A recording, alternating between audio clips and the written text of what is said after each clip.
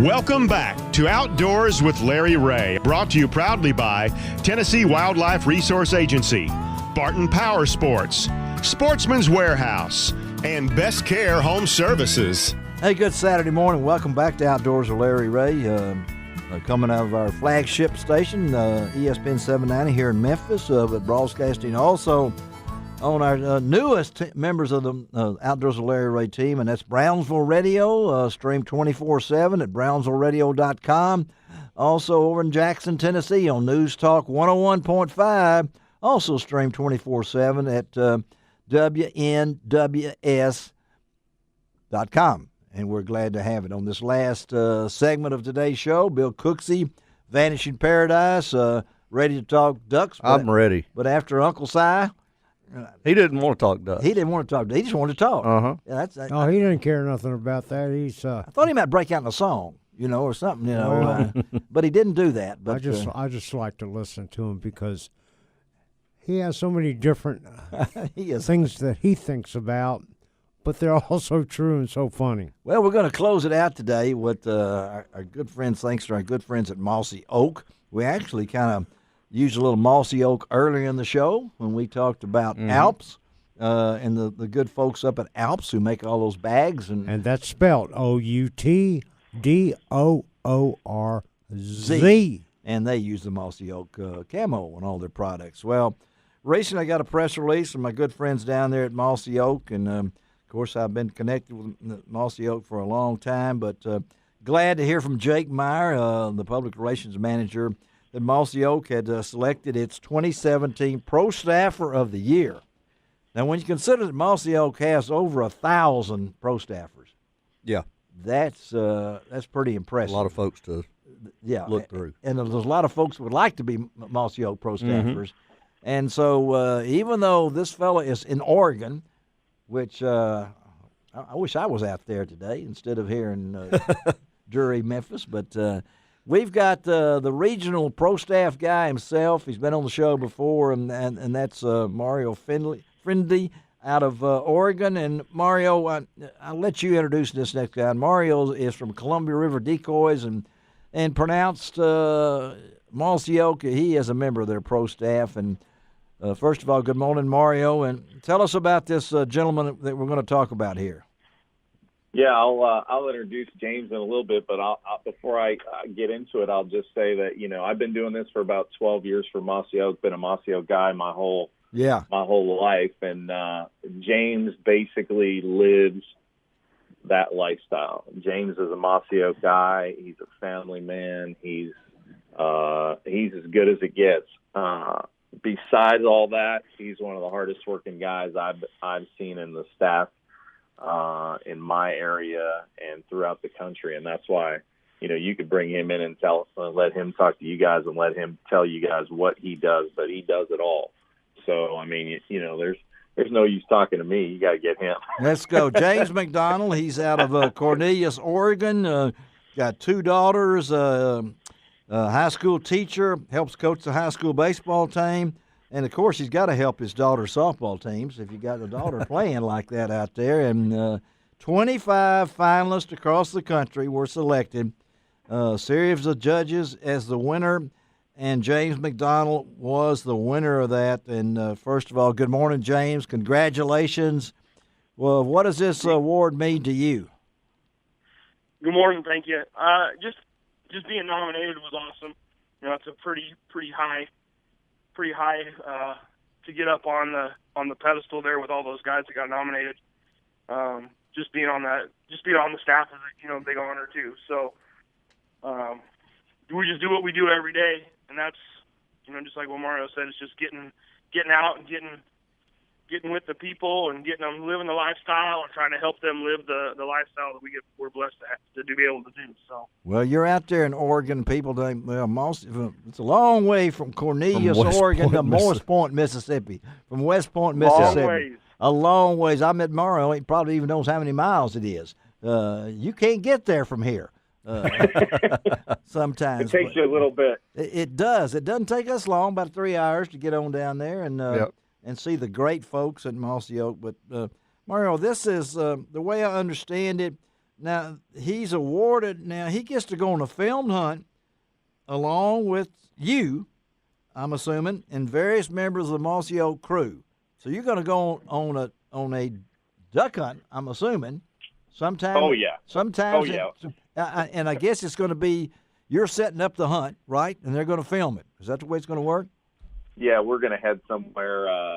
Tim Anderson's working on it right now to see where we're going to end up going. We might go somewhere close to Tim or somewhere in that central flyway, probably Nebraska or in that slot right there is what we've been talking about so far. But, yeah, the only thing that I said when James won, I said, we better be going on a duck hunt because we're – that's what we do. That's what we live for. So we better be doing that. So yeah, they're going to set it up. We're going to go this fall.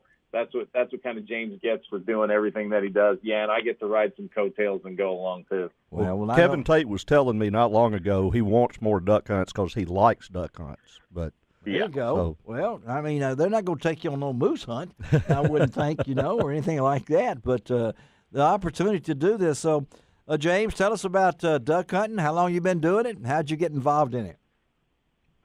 I started duck hunting with a friend of mine that was a neighbor for, back in when I was about 10 or 11 years old. Uh-huh. And he took me under his wing. My parents didn't hunt. One of them did. My grandfather big game hunted a lot. Yeah. But had a lot of, older neighbors and stuff. Just kind of took me under their wing and kind of just fell in love with it.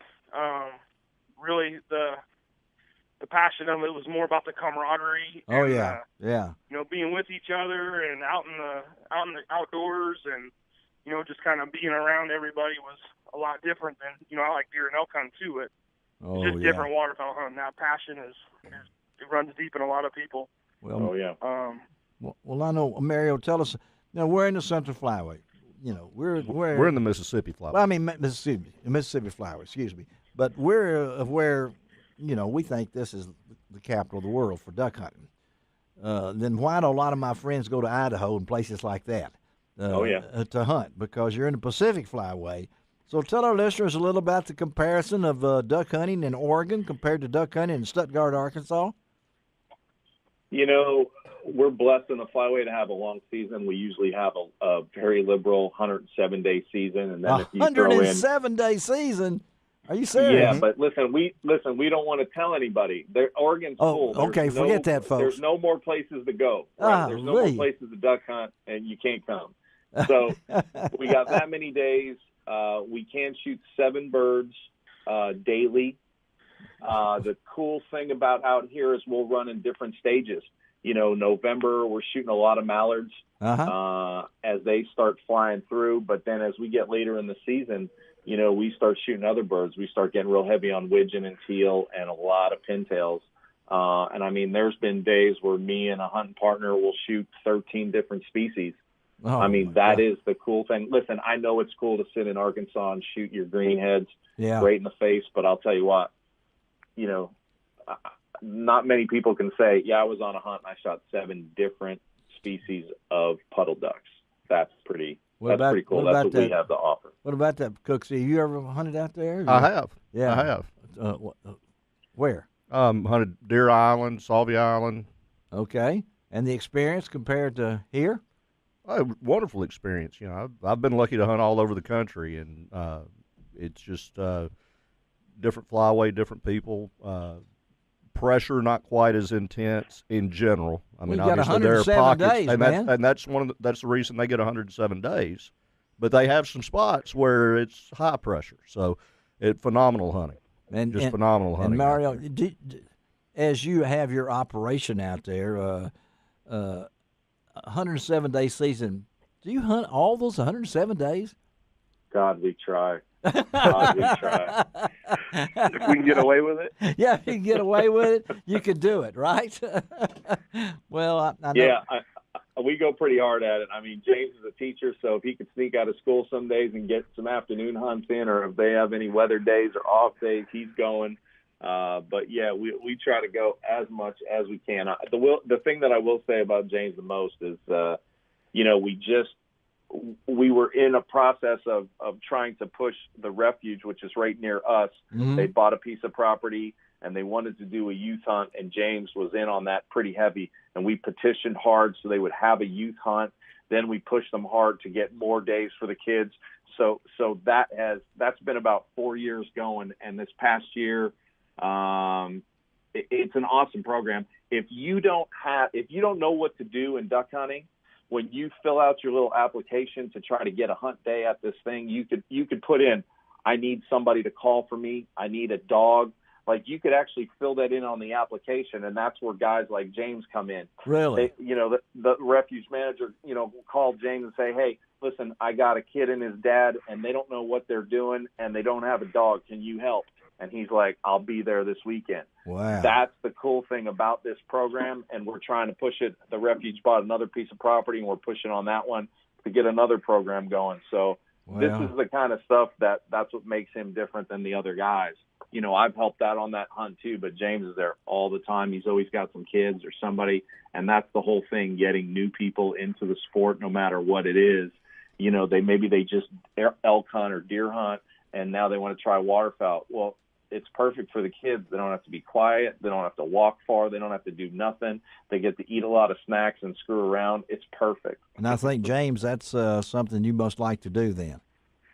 Yeah, that's my big passion, is getting those kids. The kid gets his first duck and he sees his face, and have the opportunity to have a grandpa and a dad and a kid all together.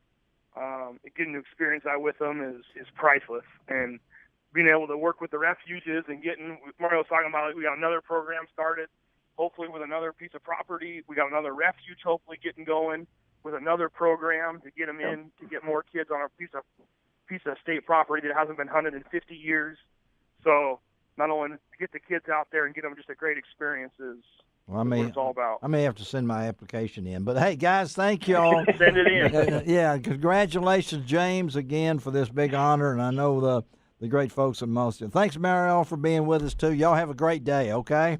You too, guys. Appreciate it. Thank you. All right. They're moving. They're moving. And I want to hear about this easy gun cleaning. I'm going to get like it. Got some products coming just for that. Greg Ratliff, thank you, buddy. All right. Ron Wong, thank you, buddy. Thank you very much. Remember to practice good water safety. It's still cold in the water, mid-50s, and hypothermia sets in real quick. And thank you, too, Bill Cooksey. Thank you. Turkey time. Hoping that your wife gets better, too. So, thank you. Turkey time won't be long, buddy. Turkey time. All right. This is Larry Ray reminding you each and every week it doesn't cost an extra cent to be a good sport. And God bless the USA.